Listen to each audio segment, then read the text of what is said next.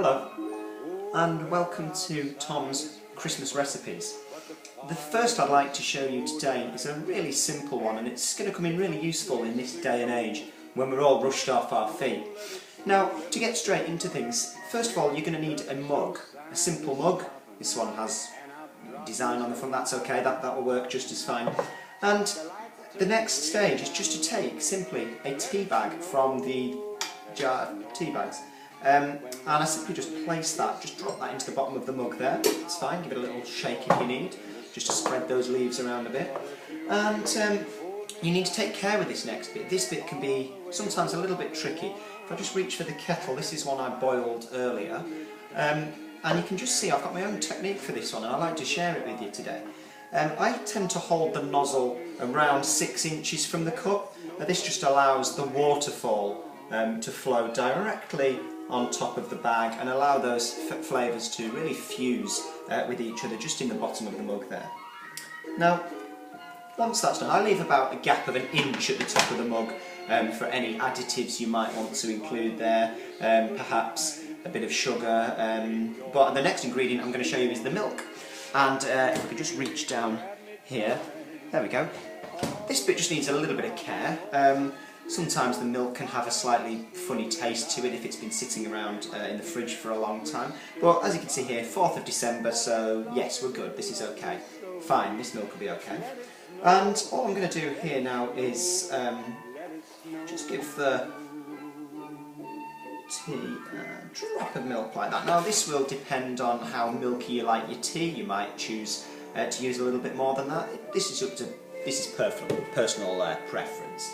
And now, some of you, I know what you're thinking. You're thinking the milk has gone in before it's been given a stir. But I like this technique just to allow the tea bag to release the goodness. Now I've got my own technique as well for stirring the bag, and I'm going to share this with you as well today. I simply place the spoon into the mug, straight down into the mug there, and I give it 3 clockwise stirs.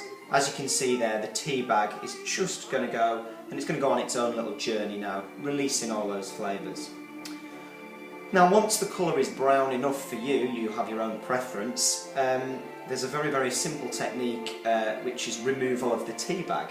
And I tend to use a backhand motion for this, and in fact I'll reach into that, do take care, because of course the hot liquid has been sitting in the mug a good while now, so to avoid any scalding or burns, you're going to have to just grab it by the handle and simply get a firm hold of it there.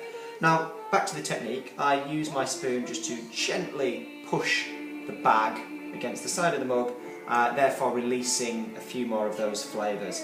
Once you've located the bag, it does have a tendency to sink to the bottom of the mug once milk has been added. Similarly, a backhand motion, I give it a good squeeze down the side and lift and release. And as you can see, that nice little flip technique there of removing the tea bag has worked. I've got a perfect coloured cup of tea. Also very important to have a receptacle close at hand for depositing the used tea bag. And I often use my hand as well, just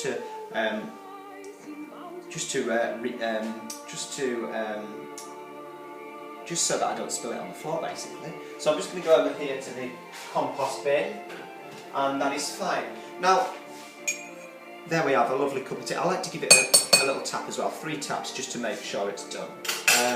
Now, that is basically the recipe in full there.